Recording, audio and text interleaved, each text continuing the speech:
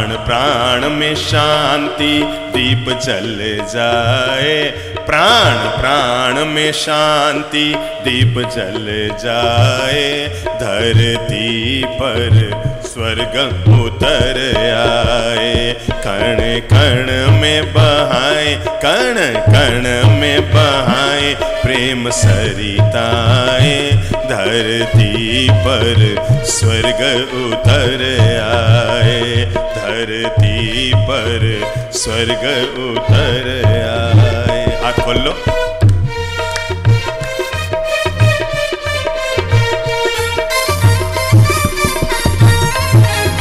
जय हो। सब फूल एक ही उपवन के हो,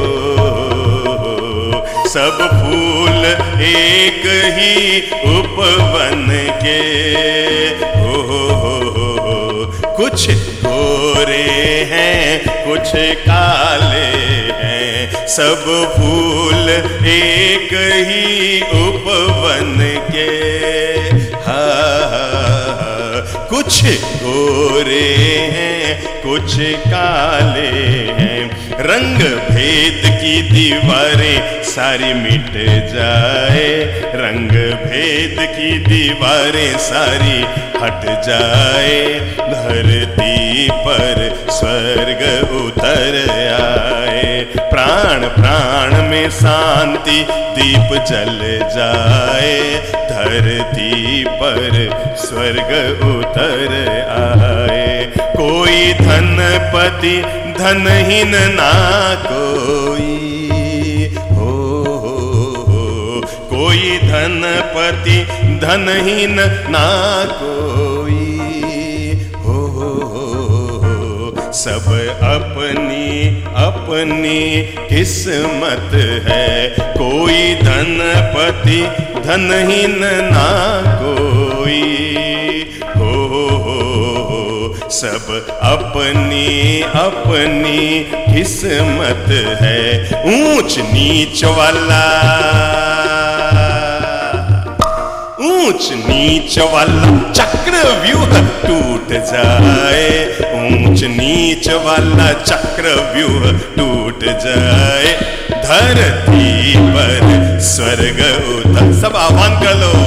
ऊंच नीच वाला चक्रव्यूह टूट जाए, धरती पर स्वर्ग उतर आए। प्राण प्राण में शांति दीप जल। अपने होठ खोलो, शायद छोटा सा बच्चा भी बोल लेगा, आप तो सब बड़े हो गए। देखो लाइन याद हुई। प्राण प्राण में शांति दीप जल जाए, प्राण प्राण में शांति दीप जल। और बोलो, दोबारा बोलो। प्राण प्राण, जो ठेठ पीछे बैठे हैं वो भी, जल जाए, प्राण प्राण में शांति दीप जल जाए, धरती पर स्वर्ग उतर आए, धरती पर स्वर्ग उतर आए। हैं अलग अलग सबकी राहें, हो, हैं अलग अलग सबकी राहें, पर मंजिल एक हमारी है, पर मंजिल एक हमारी है। भेदभाव की लकीरें, भेदभाव की लकीरें सारी मिट जाए, भेदभाव की लकीरें सारी मिट जाए, धरती पर स्वर्ग उतर आए, धरती पर स्वर्ग उतर। अब रावण सोए राम, सब गा लो, जीवन की गीता है।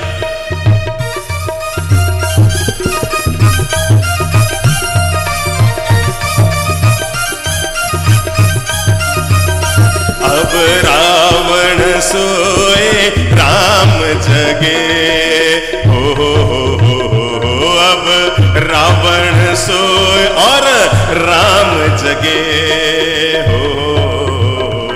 कंस सो जाए घनश्याम जगे, कंस सो जाए घनश्याम जगे, घर घर में शांति की बहार लाए, घर घर में शांति की बहार लाए, धरती पर स्वर्ग उतर आए, ओ धरती पर स्वर्ग उतर आए।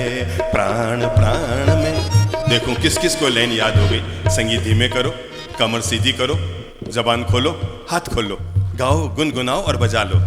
प्राण प्राण में, ओ प्राण प्राण में शांति दीप जल जाए, प्राण प्राण में शांति दीप जल जाए, धरती पर स्वर्ग उतर आए, ऊंच नीच वाला चक्रव्यूह टूट जाए, ऊंच नीच वाला चक्रव्यूह टूट जाए, हो धरती पर स्वर्ग उतर आए, धरती पर स्वर्ग उतर आए, धरती पर स्वर्ग उतर आए, धरती पर, धरती पर आह्वान कर लो, धरती पर स्वर्ग उतर। खोलो अपने हाथ और बजाओ तबीयत से जम के ताली।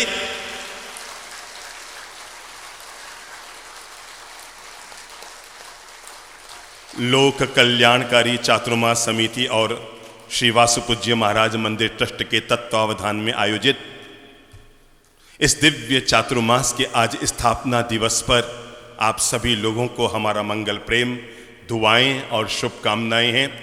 श्री प्रभु से ये मंगल प्रार्थना करते हैं आपके जीवन में सदा मांगल्य रहे, सुख शांति श्री सौभाग्य रहे और देव गुरु धर्म की कृपा आपके कुल और वंश पर सदा बनी हुई रहे। आज चातुर्मास का शुभारंभ हो रहा है। उदयपुर तो सदा सवाया सह रहा है, इसलिए उदयपुर को जब हमारा यह चातुर्मास में मिला है तो केवल चातुर्मास नहीं मिला है, रुपये का सिक्का तो सबको मिलता है, आपको तो 1.25 रुपया और 5 महीने का चातुर्मास मिला है, सवाया चातुर्मास। इस चातुर्मास का नाम क्या है? सवाया चातुर्मास। कहते हैं ना, कभी कभी एक के साथ एक फ्री मिलता है, तो 4 महीनों के साथ 1 महीना आपको फ्री मिला है और 5-5 महीने तक आध्यात्मिक साधना करने के लिए, धर्म की आराधना करने के लिए, गुरुजनों के दिव्य सत्संग से गुजरने के लिए और ईश्वर की भक्ति करने का एक सुनहरा अवसर आप लोगों की जिंदगी की झोली में प्रभु ने डाला है। 8 माह तक तो व्यक्ति सफलता की जिंदगी जीता है, लेकिन ये जो चातुर्मास के 4-5 महीने होते हैं, ये व्यक्ति की सफलता के दिन नहीं होते, ये व्यक्ति के सार्थकता के दिन होते हैं। जिंदगी जीने के 2 तरीके होते हैं। व्यक्ति अपने जीवन में दोनों काम जरूर करे। नंबर 1, अपनी सफलता को जरूर हासिल करे। जिंदगी में सफलता को प्राप्त करने का एक ही रास्ता है, हार जाओ पर हार मत मानो। जीवन भर याद रखना, ठान लिया तो जीत है और मान लिया तो हार है। यहीं से जीवन की शुरुआत होती है। जब हम मान लेते हैं तो हमारी हार की शुरुआत होती है, लेकिन जब हम ठान लेते हैं तो यहीं से हमारी बोलो बोलो बोलो बोलो जीत की शुरुआत होती है। जिंदगी में 2 जीवन जीने के तरीके होते हैं। नंबर 1, आप गौरव कर सकते हैं मैंने सफलता का जीवन जिया, पर इससे भी महान वे लोग होते हैं जिन्होंने सफलता के साथ साथ सार्थकता का जीवन जिया। मेरे भाई, आपका बेटा जिस स्कूल में पढ़ रहा है, आप वहां पर 5 लाख रुपया महीने की फीस चुका रहे हैं, ये आपकी सफलता के दिन है। लेकिन आप अपने गरीब पड़ोसी के 4 बच्चों की भी 10-10 हजार रुपया साल की फीस भर रहे हैं, ये आपकी सार्थकता के दिन है। आप मर्सिडीज कार में घूम रहे हैं, ये आपकी सफलता के दिन है। लेकिन किसी विकलांग व्यक्ति को बाईसाइकिल या हाथ की साइकिल भी अगर आप प्रदान कर रहे हैं अपने ओर से, ये सार्थकता के दिन है। आपके पास पहनने के लिए 5-5 हजार की, 10-10 हजार की, 20-20 हजार की साड़ियां हैं, ये आपकी सफलता के दिन है। लेकिन आपने किसी कच्ची बस्ती में जाकर और 20 महिलाओं को 500-500 की साड़ियां बांटी है, ये आपके सार्थकता के दिन है। मेरे भाई, जीवन भर याद रखना, आपने खाना खाने जब आप बैठे, आपकी थाली में 4 मिठाइयां हैं, यह आपकी सफलता के दिन है। क्या कहा मैंने?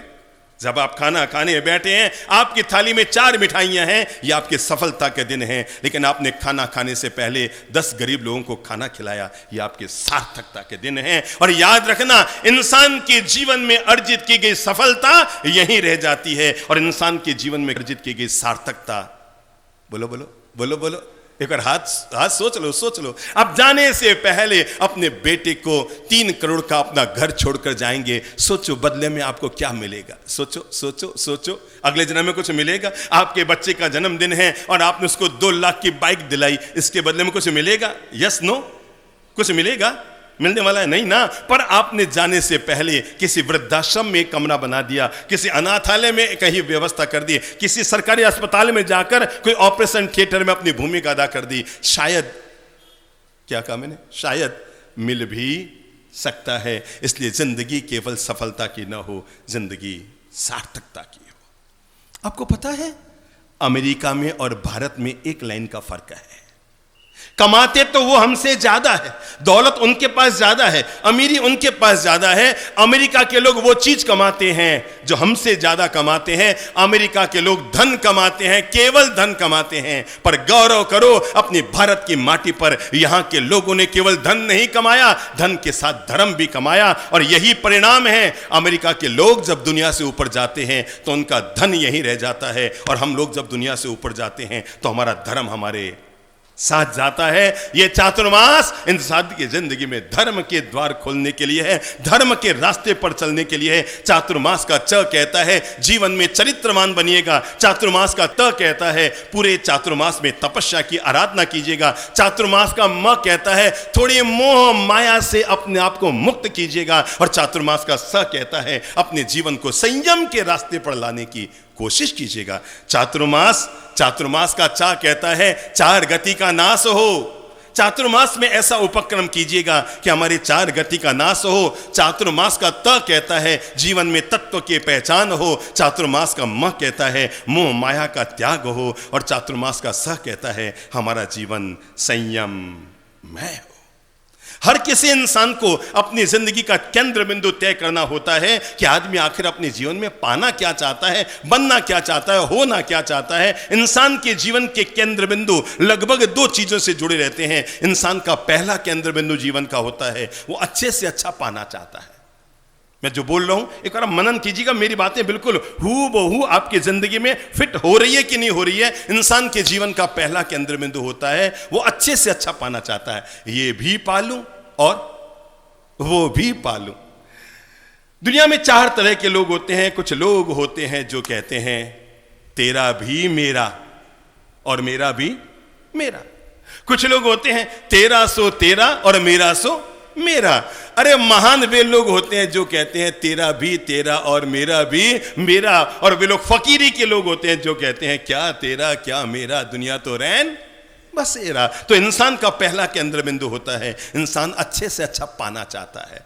जो दुनिया की सबसे महंगी साड़ी नजर आए वो मेरी हो, हर महंगा गहना मेरा हो, हर आभूषण मेरा हो, ये कोठी भी मेरी हो, ये बंगला भी मेरा हो, ये मकान भी मेरा हो, ये जमीन भी मेरी हो। हम अभी जब आ रहे थे इस शहर के एक संपन्न व्यक्ति हमारे साथ चल रहे थे। साथ चलते हुए व्यक्ति ने कहा बाप जी इस शहर में इनकी खूब सारी जमीनें हैं। मैंने कहा भाई साहब जब हम 12 साल पहले आए थे तब भी लोग हमें कहते थे कि शहर में आपकी खूब सारी जमीनें हैं, आप हमारे साथ दिन भर हमारे साथ हर जगह चला करते थे और जहां हम जाते आपके दोस्त लोग कहते हैं बाप जी बड़ा अमीर है, इसकी खूब जमीनें हैं। उन्होंने जीवन का राज खोला। बाप जी सच है कि जब आप 12 साल पहले आए थे तब मेरे जीवन में जमीनों का आकर्षण था, मैं खूब जमीनें खरीदता था और मैंने खूब हर मोहल्ले हर कॉलोनी में मेरे प्लॉट खरीदे हुए थे। लेकिन जब आप 12 साल पहले आए जीवन का बोध मिल गया, तत्व का ज्ञान मिल गया, जीवन की परिभाषा मिल गई, अध्यात्म का बोध मिल गया। मैंने उसके बाद खरीदना बंद किया और अपने आप को इन मोह माया से मुक्त करना शुरू किया। मैं यही कहना चाहता हूं अध्यात्म व्यक्ति के जीवन में मुक्ति का द्वार खोलता है।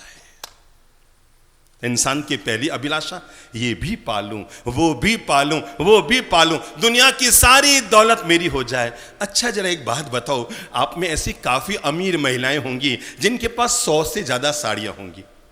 ईमानदारी से हाथ खड़ा करो तो वे लोग जिनके पास 100 से ज्यादा साड़ियां, ईमानदारी से, बहुत सुंदर, काफी हाथ खड़े हुए हैं। चलो बताओ जिनके पास 100 से ज्यादा साड़ियां हैं क्या वे आज अपनी ये मानसिकता तैयार करने में तैयार हैं कि अब वे 5 साल तक नई साड़ी नहीं खरीदेंगे? नहीं ना, मतलब रह नहीं सकते। कई कई बहनें तो ऐसी है जिनके पास शादी का भी वो क्या होता है, वो है जोड़ा वेश होता है ना, क्या कहते हैं उसको, है शादी का जो होता है ना, लहंगा ओढ़ना जो भी है, शादी का भी वेश संभाल के रखा होगा। किस किस के पास है अपनी शादी का वेश हाथ कर? हाय राम, सबके पास। मुझे एक बात बताओ, क्यों संभाल के रखा है? बताओ, दोबारा फेरे खाने हैं? नहीं ना, तो क्यों संभाल के रखा है? अरे मेरी अच्छी बहनों, यहीं से चातुर्मास की शुरुआत करना। अपनी जिंदगी में रहने वाले अनावश्यक परिग्रह 30 साल पहले आपने फेरे खाए थे, 20 साल पहले आपने फेरे खाए थे, 15 साल पहले आपने फेरे खाए थे, और अभी तक उन कपड़ों को घर में सजा के घूम रहे हो। अरे करोगे क्या आखिर? मैं तो कहूंगा आज ही घर जाना। चलो पहला चातुर्मास का शुभ कर्म करना, उसको धुला पिला कर तैयार करके प्लास्टिक की थैली में पैक कर देना, और जब चातुर्मास खत्म होगा ना, और जब विवाह के मुहूर्त आने शुरू होंगे ना, तो किसी कच्ची बस्ती में जाना और जाकर किसी गरीब की बेटी की जब शादी हो रही हो, अरे मेरे कहने पर यह शुभ काम जरूर कर लेना। वो जो आपकी शादी का वेश है ना, उठाकर उसको गिफ्ट कर देना। आपका तो भार हल्का हो जाएगा और उसका भाग्य खुल जाएगा। हर चीज आदमी पाना चाहता है, ये भी मिल जाए, ये भी मिल जाए, ये भी बटोर लूं। जीवन भर आदमी इकट्ठा करता रहता है, ये भी मेरा, ये भी मेरा। क्या हुआ, हम लोग एक शहर में थे, साड़ियों के बाजार से गुजर रहे थे, तो हम आहार के लिए जा रहे थे। हमारा साड़ियों के बाजार से कोई लेन देन नहीं था, पर हम अपने आहार के लिए निकले हुए थे। हम घर घर जाते हैं आहार के लिए, अपनी लकड़ी के पात्र और झोली होती है, थोड़ा थोड़ा सब घरों से आहार लेते हैं और अपने जीवन को जिया करते हैं। तो हम आहार के लिए निकले थे और हमने देखा हमसे आगे, मतलब कोई 25 कदम आगे, एक महानुभाव, मतलब पीछे से देखने से भी लग रहा था कि करीबन उम्र 55-60 साल की पक्की होगी। तो हमने देखा वो अपनी पत्नी के यूं हाथ में हाथ डालकर, कैसे, यूं नहीं, कैसे, यूं अंग, हाँ यूं, आपके रोज काम पड़ता होगा ना, यूं हाथ में हाथ डालकर और यूं चल रहे थे। थोड़ा सा अटपटा लगा यार, भरे बाजार में कोई लड़का लड़की चले तो ठीक है, बात जमती है, पर ये मतलब उम्र दराज आदमी है, 55-60 साल के व्यक्ति, और यूं हाथ में हाथ डालकर चल रहे हैं। तो हम थोड़ा आगे गए, पीछे मुड़ के देखा, वो परिचित निकल गए। अब सोचो उन्होंने क्या किया होगा, जैसे हमसे आंख मिली तो क्या किया होगा, सोचो क्या किया होगा। अपना हाथ झट से, ओ बाबजी मत्थन वंदामी, बाबजी मत्थन, ओ गुरुदेव मत्थन। अरे मैं कहा गुरुदेव मत्थन वंदामी छोड़ो यार, कुछ ज्यादा ही प्यार आ रहा है। अरे 55-60 साल के वो बड़े बाजार में यूं हाथ में हाथ डाल के चल रहे हो, कुछ ज्यादा ही प्यार आ रहा है। उन्होंने कहा बाबजी, पास में आके कान में कहा, गुरुदेव कोई प्यार व्यार नहीं आ रहा है, ये साड़ी की दुकान में न घुस जाए इसलिए हाथ पकड़ के चल रहा हूं। मैं जीवन का यही मंत्र आपको देना चाहता हूं, पाने से व्यक्ति की तृप्ति नहीं होती, और जब तक तृप्ति नहीं होती तब तक संतुष्टि नहीं होती, और जब तक संतुष्टि नहीं होती तब तक इंसान की मुक्ति नहीं होती।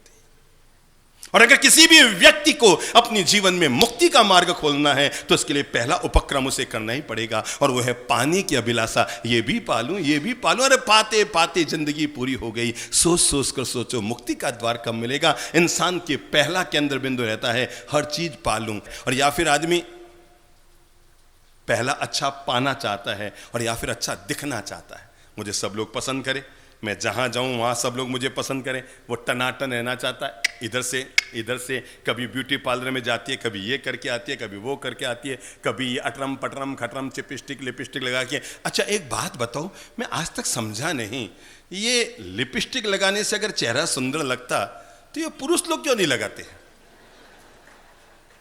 मैं बताऊं क्यों नहीं लगाते? क्योंकि इनको पता है कि इससे सुंदर लगता ही नहीं है।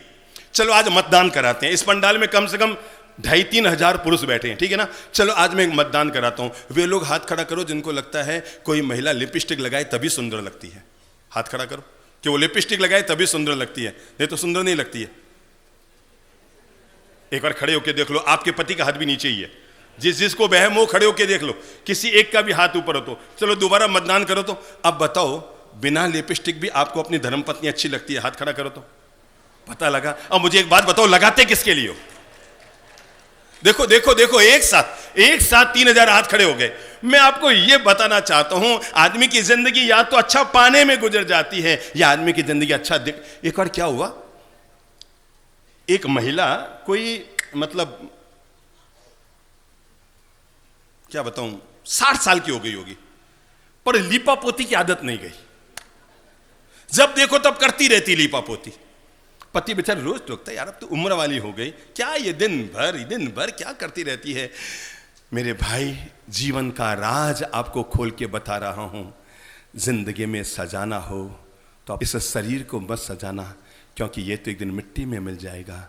अगर सजाना है तो अपनी आत्मा को सजाना, क्योंकि इसी को परमात्मा के पास जाना है। केवल शरीर को सजाने में जिंदगी पूरी मत कर देना, क्योंकि ये शरीर तो एक दिन यहीं पर मिट्टी में मिल जाएगा। अगर सजाना है ना तो अपनी आत्मा को सजाना, क्योंकि इसी आत्मा को एक दिन परमात्मा के पास जाना है। तो पति बेचारा रोज टोकता, क्यों करती है, क्यों फालतू, अच्छा नहीं लगता है। अरे सादगी से बढ़कर कोई श्रृंगार नहीं होता। क्या कहा मैंने? सादगी से बढ़कर कोई श्रृंगार नहीं होता। जिस अंगुली में जौन से कलर का नाखून अच्छा लगता है ना, भगवान ने उतने ही गुलाबी टोन दे करके हमारे नाखून बनाए हैं। इस गाल से मैच करते हुए उसी का टोन देते हुए हमारे होठ बनाए हैं। अगर लाल लाल होठ अच्छे लगते तो परमात्मा के बाएं हाथ का खेल था, सबके मुंह लाल ही कर देता ना, बंदर के कर ही देता, तो हमारे क्यों नहीं कर देता? अगर लाल लाल लगाने से चेहरा सुंदर लगता तो क्या भगवान के हाथ में नहीं था क्या कि हमारे होठ लाल कर दे? अरे बाएं हाथ का खेल था, जब वो आंख इतनी सुंदर बना सकते हैं, अरे जब मोर को वो 1000 रंग दे सकते हैं, तो हमारे गाल भी गुलाबी और लाल कर सकते थे। पर भगवान को पता था काले गाल पर सांवले होठ अच्छे लगते हैं और गोरे गाल पर गुलाबी होठ अच्छे लगते हैं। उन्हें पता था कि लाल लाल लीपा पोती अच्छी नहीं लगती, और शायद इसीलिए भगवान ने हमें हमारे कलर से मैच करते हुए, प्रकृति की व्यवस्था है, हर चीज की मैचिंग है। यहां जो कलर है उसी से मैच खाता हुआ आगे का कलर होता है, पर उसकी जरूरत से ज्यादा आदत पड़ गई। मैं कोई विरोधी नहीं हूं, कोई लगाए तो उसकी मर्जी, पर उसकी जरूरत से ज्यादा आदत पड़ गई। तो अब पति ने कहा ठीक है भाई, जैसी तेरी मर्जी, मैं तो क्या करूंगा। अब एक दिन वो कुछ ज्यादा ही मतलब लीपा पोती करके पहुंच गई शादी के कार्यक्रम में। अब जो ज्यादा सज संवर के आती है वो फिर काम काज तो करती नहीं है, वो बस यूं बैठ जाती है, यूं अंगुली में यूं डाल के अंगूठा और यूं बैठ गई कुर्सी पर, और वो यूं बैठी है। पता नहीं उसने देखा आधे घंटे से एक आदमी उसी को देख रहा है, तो उसने अपने पति को बुलाया, इधर आओ, तुम रोज कहते रहा लीपा पोती मत करो, लीपा, देखा आज मैं कुछ ज्यादा ही टनाटन लग रही हूँ। वो आदमी ना आधे घंटे से, सॉरी वो आदमी मतलब आप पे नहीं कर रहा हूँ, ऊपर करता हूँ, वो आदमी है ना, वो आधे घंटे से मुझी को देख रहा है। आज मैं कुछ काहे का तुझी को देख रहा है, वो है कबाड़ी, अब पुराने आइटम नहीं देखेगा तो क्या देखेगा। जिंदगी में हमेशा ध्यान रखना, इंसान चमकाना चाहता है तो चेहरे को न चमकाए, अगर चमका सकता है तो अपने आत्मा को चमकाने की कोशिश करें। और ये जो चातुर्मास है, अब मैं आता हूं मूल केंद्र बिंदु पर, क्योंकि आदमी की जिंदगी 2 काम में खत्म हो जाती है। या तो आदमी अच्छा पाना चाहता है या फिर आदमी अच्छा दिखना चाहता है। पर जीवन की असली शुरुआत तब होती है जब आदमी अच्छा बनना चाहता है। बोलो मुंह से अच्छा पाने का काम जिंदगी में पूरा हो गया और अच्छा दिखने का काम पूरा हो गया। ये चातुर्मास अच्छा पाने के लिए भी नहीं है और अच्छा दिखने के लिए नहीं है। ये चातुर्मास इंसान के लिए अच्छा बोलो बनने के लिए है। ये चातुर्मास आपको एक अच्छा इंसान बनाने के लिए है। सार्थक जिंदगी के कदम इंसान कैसे बढ़ा सके, कि जैसे किसी किसान के लिए बीज बोने के बाद बारिश का कितना महत्व होता है, वो इंतजार ही करता है बस एक बारिश आ जाए तो मेरे बोए हुए बीज अब बाहर निकल कर आ जाए, फूट पड़े। ऐसे ही जैसे किसान के लिए बीज बोने के बाद बारिश का महत्व होता है, वैसे जो लोग धर्म में अपनी रुचि रखते हैं, अध्यात्म में अपनी अभिरुचि रखते हैं, वे चातुर्मास की इंतजारी करते हैं। क्योंकि चातुर्मास में उन्हें संतों का सानिध्य मिल जाता है, अच्छे महापुरुषों का सानिध्य मिल जाता है, जीवन में प्रेम, माधुर्य, धर्म, अध्यात्म का उदय हो जाता है। अगर हम अच्छा बनना चाहते हैं तो हमारी अब ये चातुर्मास की जो बातें हैं, जो 50 दिन की प्रवचनमाला और बची है, वो आपके लिए वरदान स्वरूप बन सकती है अगर आप अच्छा बनना चाहते हैं। पहला काम कीजिए, आओ हम चातुर्मास में जब प्रवेश कर रहे हैं, अपने आत्म कल्याण के लिए, अपनी मुक्ति की व्यवस्था के लिए, एक आध्यात्मिक भावना के साथ, एक उत्तम मनोदशा के साथ, जरूरी नहीं है कि जो लोग वृद्ध हैं वे लोग ही बस अध्यात्म की यात्रा शुरू करें। मैं तो कहता हूं जो युवा वर्ग है उनके लिए तो बेहद जरूरी है। धर्म और अध्यात्म, शांति और मुक्ति की यात्रा तो हर इंसान के लिए बेहद जरूरी है। और इंसान अगर इस मार्ग पर कदम बढ़ाना चाहता है तो पहला मन आज से बना लो। मैं इस चातुर्मास के 5 महीने के लिए ये मानसिक संकल्प करता हूं और करती हूं कि मैं किसी भी हालत में अपने मन में किसी के प्रकार भी वैर विरोध नहीं रखूंगा। बोल लो, किसी भी प्रकार का वैर विरोध नहीं रखूंगा। जिनसे भी आपकी थोड़ी सी भी बोलचाल बंद है, पर्यूषण की निजारी मत करना। आज ही एक काम करना, जिनसे आपकी बोलचाल बंद है ना, उनके घर पर जाना। इतने हिम्मत ना हो तो फोन कर देना और फोन करके कह देना, भाई साहब पता नहीं गलती आपकी थी कि मेरी थी, पर आई एम, बोल तो लो। यूं अकड़ के सॉरी नहीं बोला जाता है, थोड़ा सा हाथ, आई एम सॉरी। उसका सर हमसे ऊपर होता है जो हमारे सामने झुका होता है। पहला काम करना, अगर आपसे कोई गलती हुई है तो माफी मांग लेना। नंबर 2, अगर किसी दूसरे से गलती हो गई है तो दिल को बड़ा करके माफ कर देना। दुनिया में इससे बड़ा कोई धर्म नहीं होता। आप लोग पर्युषण में कल्प सूत्र सुनते हैं अपन लोग, और जब संवत्सर का दिन आता है तो उसका मूल भाग पूरा कल्प सूत्र एक दिन सुनते हैं। और मैं आपको आज राज बता रहा हूं, जब कल्प सूत्र के 1200 सूत्र पूरे होते हैं तो भगवान ने एक बड़ी प्यारी सी बात कही है, संपूर्ण धर्म अध्यात्म का सार कहा है, और वो है क्षम्यवम क्षमाव्यवम। तुम क्या करो, क्षमा मांग लो और क्षमा कर दो। बस यहीं से तुम्हारे धर्म की पहली सीढ़ी की शुरुआत हो जाएगी। क्या कर लो, क्या कर लो, हाथ जोड़ लो, क्या कर लो, क्षमा मांग लो। बहुत सरल है क्षमा मांगना, पर बहुत कठिन है क्षमा करना। मैं फिर बता दूं, क्षमा मांगना सरल है पर क्षमा करना बहुत कठिन है। पर अपने मन को, अगर आप हमसे सच्चे दिल से प्यार करते हैं और चातुर्मास से पहले हमें कोई उपहार देना चाहते हैं तो पहला उपहार यहीं से दीजिएगा, साहब आज मैं मन को तैयार करता हूं। अगर आपकी जेठानी से थोड़ी सी भी बोलचाल बंद है, आज आप एक काम कीजिएगा, सांझ ढलने से पहले पहले उसके पास जाइएगा और जाकर कह देना, मुझे नहीं पता गलती तुमने की कि मैंने की, पर आओ हम अपने मन को हल्का करते हैं और मिच्छामि दुक्कडम से अपनी यात्रा शुरू करते हैं। जाके कह देना, आई एम सॉरी। एक बात तय मानकर चलना, अगर आपने किसी की एक गलती को माफ कर दिया, सासू माताओं जीवन भर मेरे मंत्र को याद रखना, अगर रात को सोने से पहले आपने अपनी बहू की एक गलती को माफ किया तो सुबह उठने से पहले भगवान आपकी 100 गलतियां माफ कर देगा। अगर रात को सोने से पहले, अरे मेरे भाई एक बार दिल को बड़ा तो करो, इतना छोटा हमने दिल बना लिया है। कभी किसी से बोलचाल बंद हुई, खींचते जा रहे हैं, मैं उसके घर नहीं जाऊंगा, मेरी उससे बोलचाल बंद है, मेरा उससे मिलना जुलना बंद है। अपने दिल को बड़ा करो, हो गया, जी लिए। अरे बाल काले थे वो दौड़े हो गए, कमर झुकने आ गई, दांत बाहर निकल गए, कमर में बूढ़ापा छलकने लग गया है, कमर झुक गई है और पता नहीं कब किसके प्राण निकल जाए। वैर का अनुबंध कैसे बताऊं आपको, ये तो आपको पता नहीं, पंडितों ने सुना दिया कि शादी का रिश्ता 7 जन्म तक चलता है। सुना है ना, शादी का रिश्ता 7 जन्म तक चलता है। करवा चौथ के व्रत कर करके बहनों से बढ़ाती है कि शादी का रिश्ता 7 जन्म तक चलता है।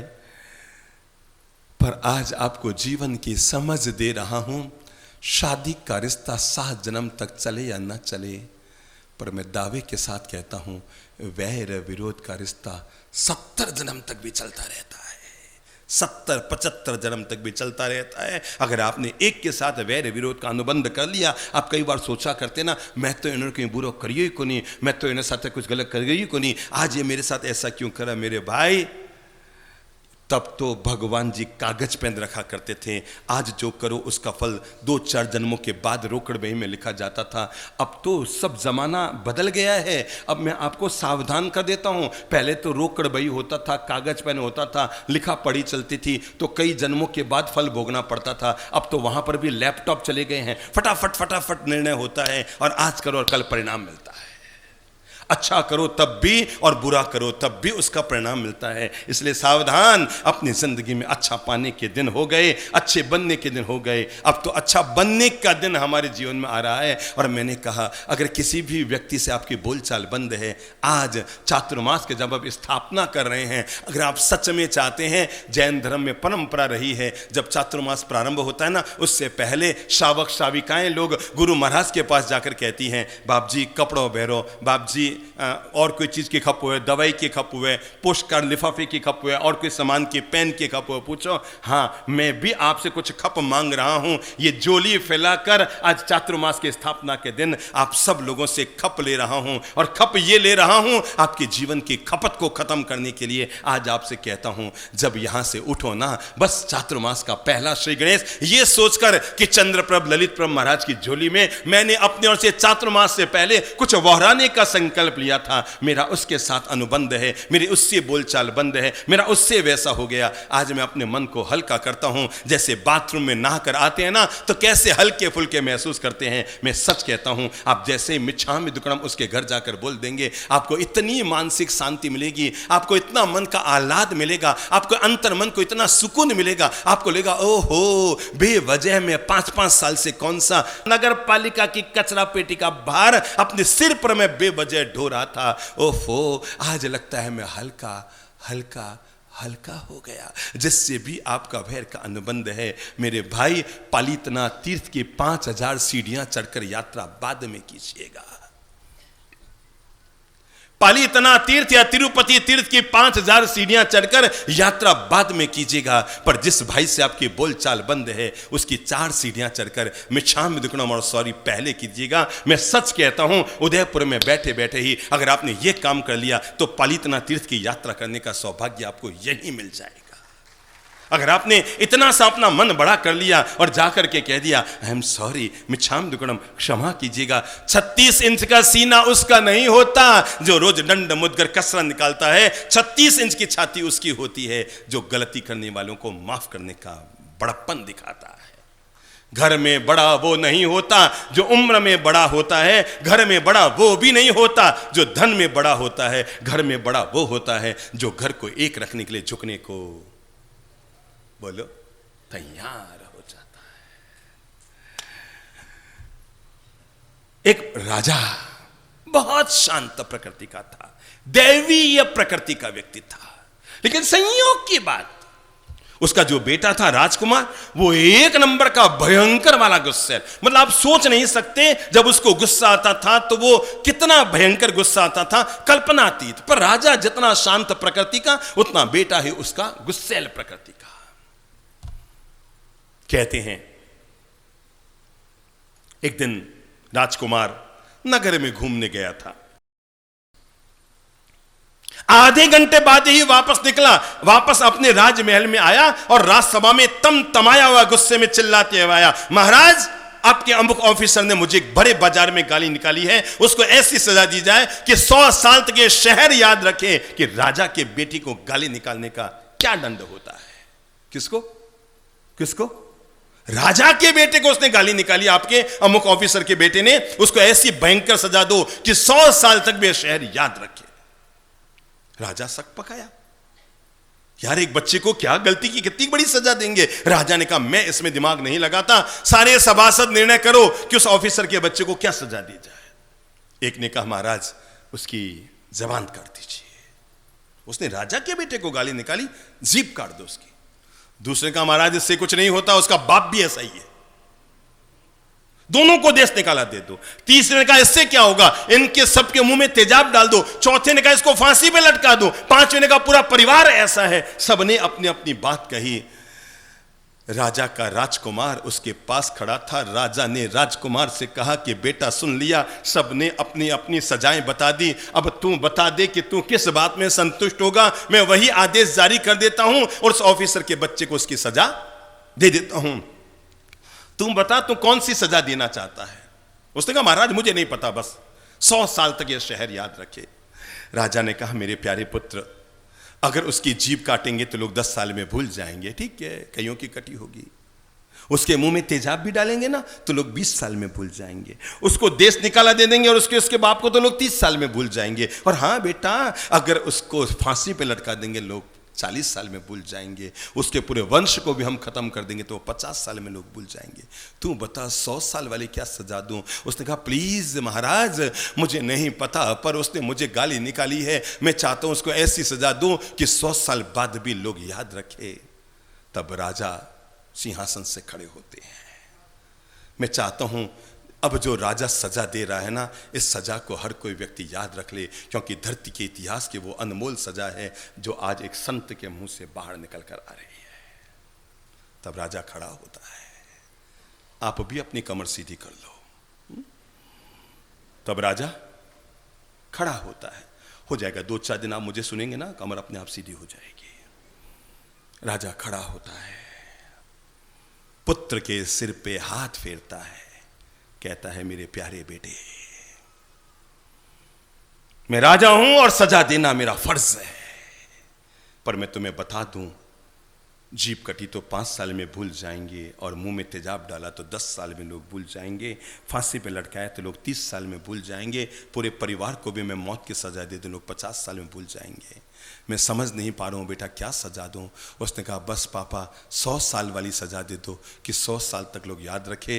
तब उस महान राजा ने अपने बेटे को महान सीख देते हुए कहा, मेरे प्यारे पुत्र, अगर तू चाहता है 100 साल तो क्या, 1000 साल बाद भी अगर कोई संत उदयपुर में प्रवचन दे रहा होगा तो उसकी जबान पर तेरा नाम आएगा, ये सजा याद रखी जाएगी। और मैं बताता हूं वो सजा तो उसे दे, 1000 साल के बाद भी दुनिया याद रखे कि राजा के बेटे को गाली निकालने की क्या सजा होती है। उसने कहा बोलो पिताश्री, क्या सजा दी जा रही है? तो कहा बेटा, दिल को बड़ा कर और उस बच्चे को माफ कर दे। 1000 साल बाद भी कोई संत प्रवचन दे रहा होगा तो तेरा नाम अपनी जबान पर ले रहा होगा। अगर तूने उसको बोलो बोलो बोलो बोलो बोलो बोलो, क्या कर दिया? क्या कर दिया? जोर से बोलो, क्या कर दिया? हर आदमी बोले क्या कर दिया? माफ कर दिया। तो हाँ मेरे भाई, ये जो हम आज चातुर्मास का श्री गणेश कर रहे हैं, इस श्री गणेश के साथ पहला अपना मन इस बात के लिए आप बड़ा कर लीजिए कि मैं आज जिसके प्रति भी मेरे मन में थोड़ा सा भी कोई दूरी है, किसी ने आपका मन दुखाया है, कितने पर्यूषण चले गई, कितनी समस्याएं चली गई, पर जिनसे आपकी बोलचाल बंद थी वो आज भी बंद है। जिनसे आपकी यूं गांठ बंधी हुई थी वो आज भी गांठ है। जिनसे आपके मन में दूरियां थी वो आज भी आपकी दूरियां हैं। पर्यूषण तो चले गए पर प्रदूषण तो हटा ही ना पाए। सोचो, अगर भीतर प्रदूषण जमा का जमा रह गया और पर्यूषण आके चले भी गए तो परिणाम क्या आया? प्रदूषण अगर भीतर जमा हुआ है और पर्यूषण आ रहा है, जा रहा है, कोई परिणाम नहीं आएगा। हाँ, चढ़ावे तो हो जाएंगे, हाँ, सपने तो उतर जाएंगे, हाँ, सजावट उपासनाओं की तो हो जाएगी, पर आत्मा का कल्याण तब तक न होगा। पर्यूषण हमारी आत्मा का कल्याण तभी करेगा जब हमारे भीतर का प्रदूषण मिटाने में हम सफल होंगे। तो मैंने पहला श्री गणेश चातुर्मास को अगर हम धन्य धन्य करना चाहते हैं और अपनी जिंदगी के लिए यादगार बनाना चाहते हैं, अपने मन को अगर हम मधुरता से भरना चाहते हैं, अपने जीवन को हम अगर आनंद से भरना चाहते हैं, जीवन की सांस सांस को खुशियों से भरना चाहते हैं, पोर पोर को आनंद से भरना चाहते हैं, तो पहला श्री गणेश कर लो। हाथ जोड़ो, हाथ जोड़ो, कमर सीधी करो, मन में संकल्प करो, मैं सभी जीवों से क्षमा मांगता हूं। बोल लो, मैं सभी जीवों से क्षमा मांगता हूं। फिर से बोल लो, मैं सभी जीवों से क्षमा मांगता हूं और मैं ये कामना करता हूं कि सभी जीव मुझे भी क्षमा कर दे। मेरा सबके प्रति मैत्री भाव है। बोल लो मुंह से, मेरा सबके प्रति मैत्री भाव है, किसी के भी प्रति मेरे मन में द्वेष और क्लेश नहीं है। एक बात बताओ, ये मैंने हाथ जोड़कर आपसे प्रार्थना क्यों करवाई बताऊं? ये प्रार्थना तो लोग 50 दिन के बाद करते हैं। पर्यूषण आता है, संवत्सरी आती है, तो चातुर्मास शुरू होने के 1.5-2 महीने के बाद ये लोग प्रार्थना करते हैं, मैं सब जीवों से क्षमा मांगता हूं।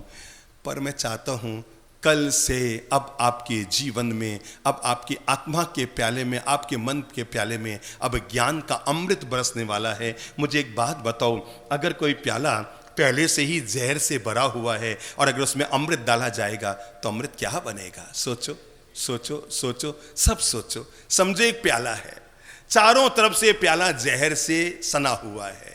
इतने में कोई ज्ञानी व्यक्ति आए, कहा ला ला तेरा प्याला ला, मैं इसमें क्या डालता हूं? अमृत डालता हूं, बुद्धि लगाओ, वो प्याले में गया हुआ अमृत क्या होगा? तो इस जहर को हटाने का क्या उपक्रम? पहले प्याले को। आप में से कोई है जिसने बचपन में लालटेन जलाया हो? कौन है? हाथ खड़ा करो। क्या बात है, बस अपन ही लोग हैं जिन्होंने जलाए हैं, आने वाली पीढ़ी देख भी नहीं पाएगी। ये जो आज हाथ खड़े हुए ना, ये बस अभी अपन ही लोग हैं जो हाथ खड़ा कर पाए। आने वाले बच्चों के नसीब में नहीं है कि वो बता भी पाए कि लालटेन होती क्या थी। वो कहते हैं नहीं, लाल लाल तो नहीं होता था, है? वो लाल लाल होती थी, तब भी हम उसे क्या कहते थे? लालटेन। अच्छा, कौन खड़ा होगा अपनी रुचि से जिसने लालटेन जलाई हो? खड़े हो? हाँ, आप खड़े होगे ना। और कौन खड़ा होगा? अच्छा भाई सब आप भी खड़े हुए हैं, आप भी खड़े हुए हैं। चलो कोई एक को माइक दो। तो एक बार ऐसा भी हुआ था, मैंने भी बचपन में लालटेन जलाई थी, हैं? तो एक बार ऐसा हुआ, पता नहीं, मैंने लालटेन जलाई पर उजाला बाहर आया ही नहीं।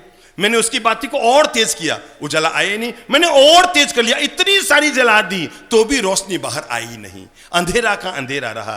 क्या आप बुद्धि लगाकर बताएंगे आखिर ऐसा क्या कारण था कि लालटेन को तेज जलाने के बाद भी उजाला बाहर नहीं आया? हैं? केरोसिन नहीं था। मैं भाई साहब इतना भी भोला और गरीब के घर में पैदा नहीं हुआ था कि केरोसिन भी ना हो, उसमें भरपूर भरा हुआ था केरोसिन।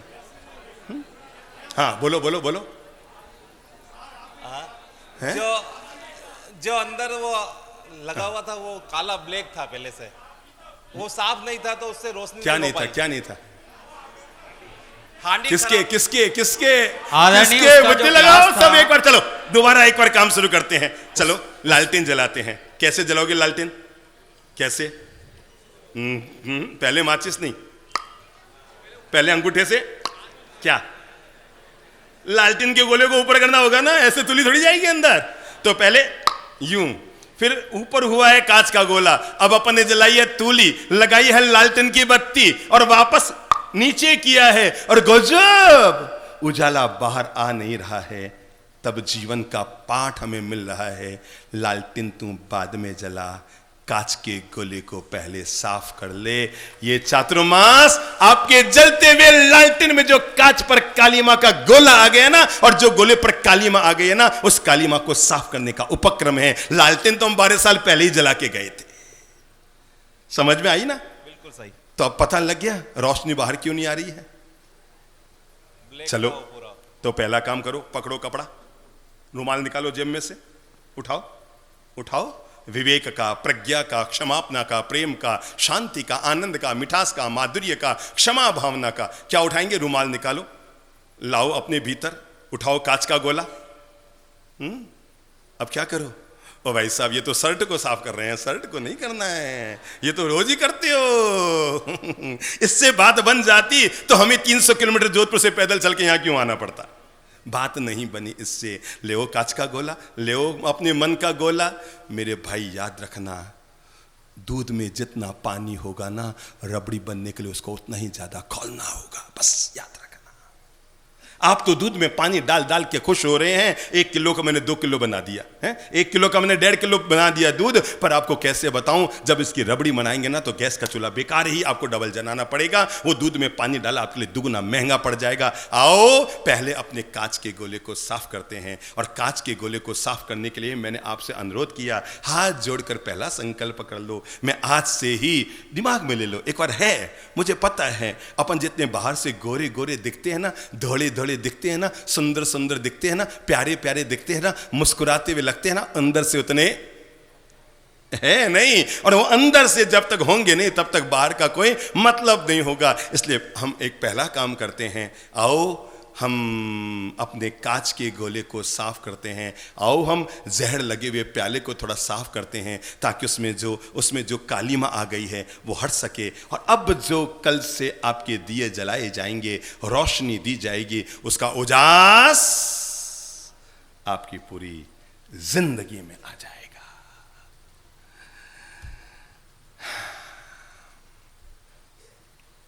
जैसे थोड़ी सी औषधि हमारे शरीर के रोगों को खत्म कर देती है, वैसे ही थोड़ी सी क्षमा की भावना भी हमारे मन के क्लेशमय वातावरण को समाप्त कर देती है।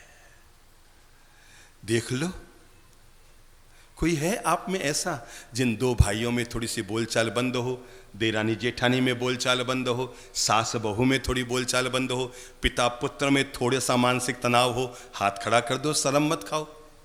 आज चातुर्मास का पहला दिन है। हाँ, खड़े हो जाओ बेटा, खड़े हो जाओ, शर्म मत खाओ। हाँ बहन, खड़े हो जाओ, शर्म मत खाओ। हाँ आगे आओ, खड़े हो, जिसने हाथ खड़ा किया ना अभी, खड़े हो। हाँ खड़े हो जाओ बेटा। हाँ बोलो। हमारा प्रवचन आप सब युवा पीढ़ी के लिए ही तो है, जो जीवन का निस्तार कर सके। हाँ बोलो बेटा। फादर के साथ है थोड़ा सा, आपके पूज्य पिताजी के साथ थोड़ी सी अनबन है। क्या आपको लगता है? पत्नी के साथ भी है। नहीं, आपका पत्नी के साथ भी और पिता के साथ भी है? जी।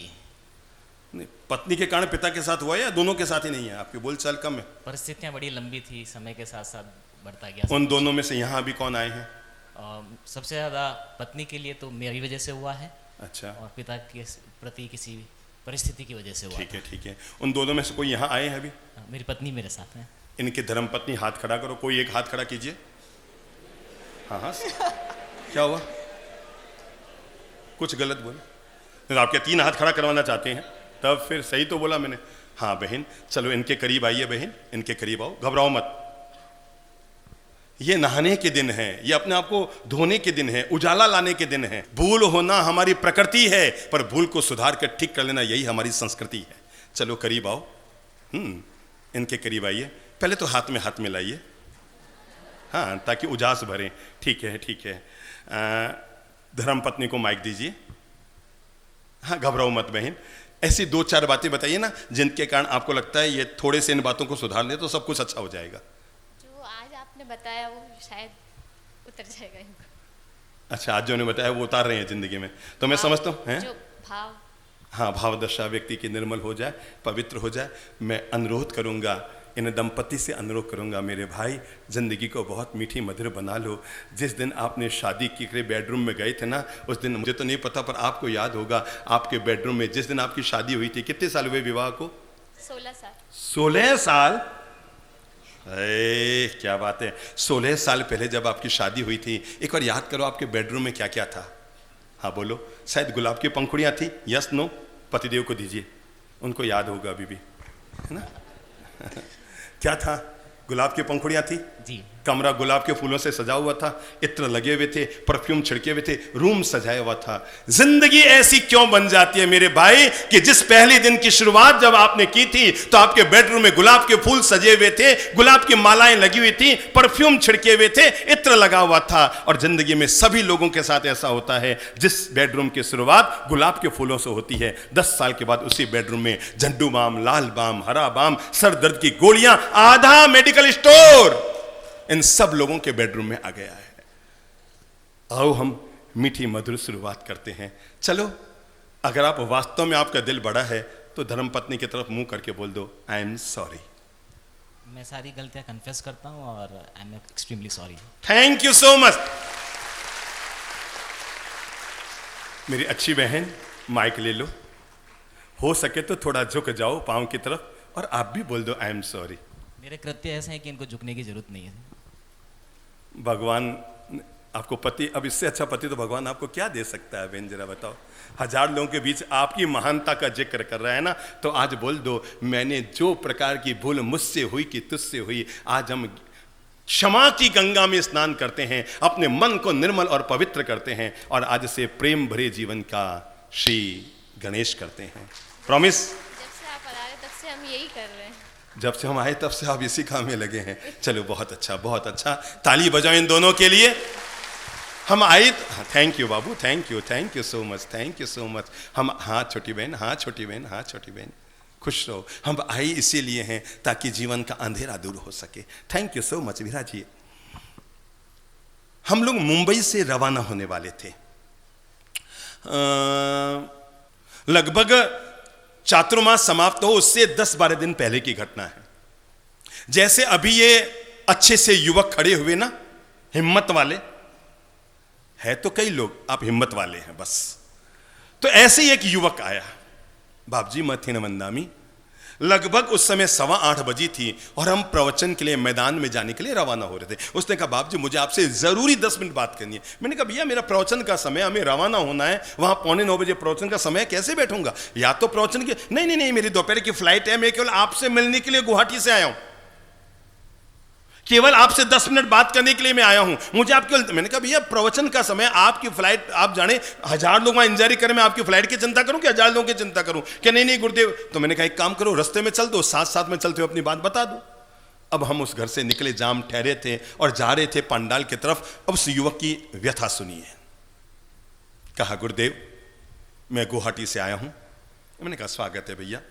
कहा मैं कैसे बताऊं, मेरा 12 साल पहले विवाह हुआ, लेकिन पता नहीं मैं उसे नहीं समझ पाया या वो मुझे नहीं समझ पाई, हम एक दूसरे को समझ नहीं पाए और 6 महीने के अंतर्गत ही हम दोनों में आपस में बहुत ज्यादा तनाव हो गया। मैं सच्ची घटना को लाइव कर रहा हूं, आप यूं समझिए कि आपके सामने घटना लाइव हो रही है, आप उसको सुनने का आनंद लीजिए।